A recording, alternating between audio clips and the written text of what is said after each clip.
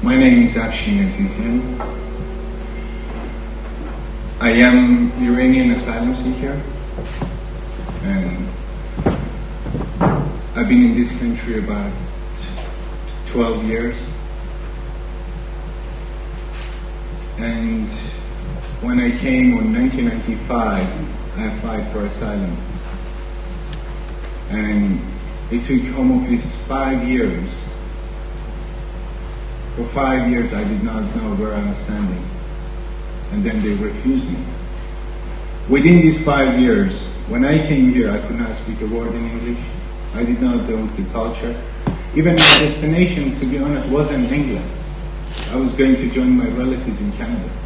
It was because I was traveling with a false passport. When you are an asylum seeker, people think that you gather everything, you can gather your passport like you're going traveling for fun.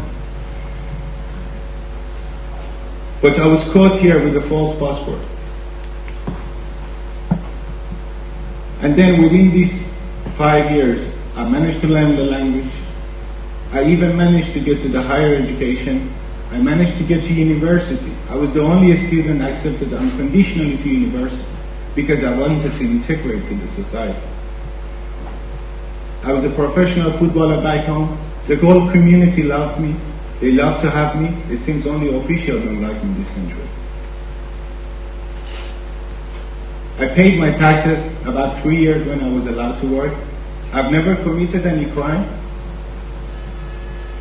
And then suddenly they decided to refuse me. Some people out there wanted to have fun.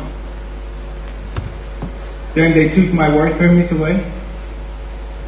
I was not allowed to work. Actually, it was written on the paper. Not allowed to work paid or unpaid. Even I wasn't allowed to work for charity. This is crazy. And then I started living rough on the streets. Twice I attempted to finish my own life. I was once saved by a local journalist for being campaigning for a newspaper that's called Ham and High. They've been campaigning on my behalf for about 3-4 years. Then I was scavenging through the rubbish bins, trying to survive on the streets. When people say you survive in the street, you cannot even imagine. I could never imagine as an Iranian, actually we're not that poor in Iran. We're not here for your money. By natural resources, I come from one of the richest countries in the face of earth. I could never believe I would be starving in England. If somebody would tell Iranian that in a Western country they treat you like, they wouldn't believe it. Because they think there is so much humanity in here. Because we have a brutal government. They don't treat Iranian with so much humanity and dignity. So anyway, so I got very ill. I was even accepted to mental hospital. They put me in a suicidal watch. But still after a week they released me. Nobody took responsibility. Again, I was on the street. But I decided to fight back. I said, I'm not going to die. And since then, for last 2-3 years, I have managed to bring a shame to this government with help of people with the goodwill.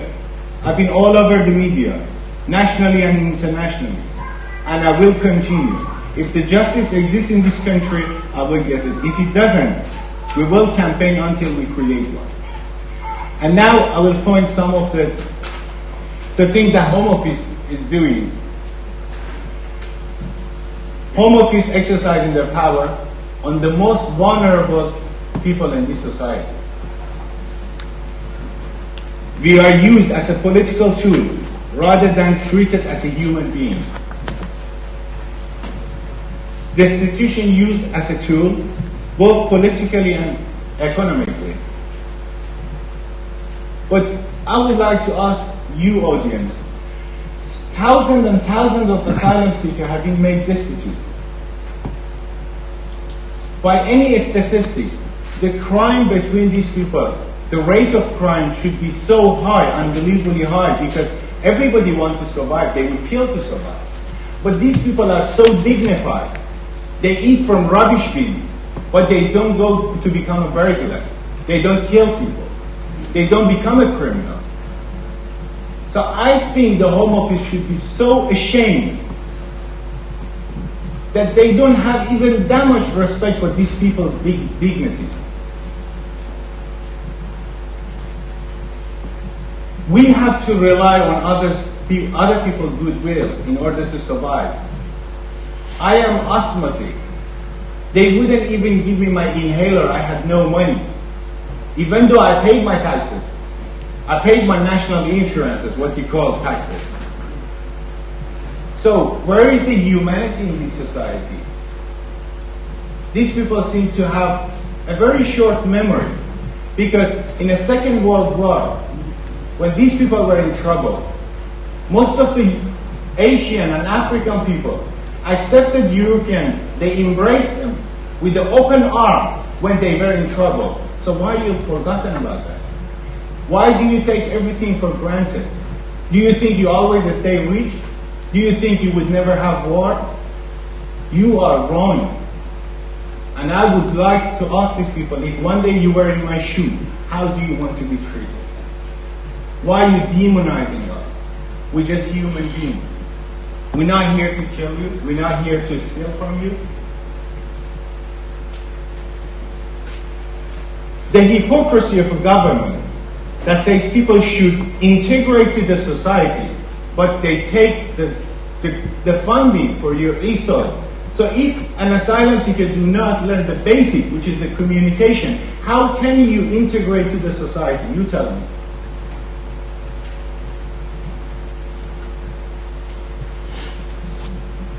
The government denial of their duties towards basic human rights of asylum seekers. You signed the Convention of Human Rights. Do you respect your own signature? No, you don't. These are partly addressed by churches, individuals with very little money. Now I'm telling you, I lost my whole adult life in misery in this country for 12 years. How can we make a plan for our future? How many years am I going to be living? Somebody should tell me. And they build a resentment. Because you resent when you are rejected all the time. The point I'm trying to make, as my time is so short, to tell you the tale of the stories of 12 years suffering. I do not know how to convince you, but I am sure you understand. If you go back, our brains lie to us, but our heart doesn't. If you judge me by your own heart, I am somebody's son. I have father and mother too, which they've been suffering for past 12 years as well as everything else. But just treat us like a human being, because you could end up in my shoe. On the other hand, I would like you to ask, because we didn't have much voices. We really never had much until recently. So you should go and ask your government. If you leave everything to your government, believe me, everything will go wrong. The power should not start from the top. The power should share between the grassroots. I believe the power should be shared by people. You should monitor your government and what they're really doing to these poor people. They're killing them. If there wasn't priests that they have taken me in, I wouldn't be here, standing here talking to you. So if you don't have a piece of paper from Home Office that your existence as a human being is gone, how can you let in a society which they call themselves civilized to kill these innocent people? How could you call yourself civilized? You tell me. Thank you very much. Thank you very much. Thank you.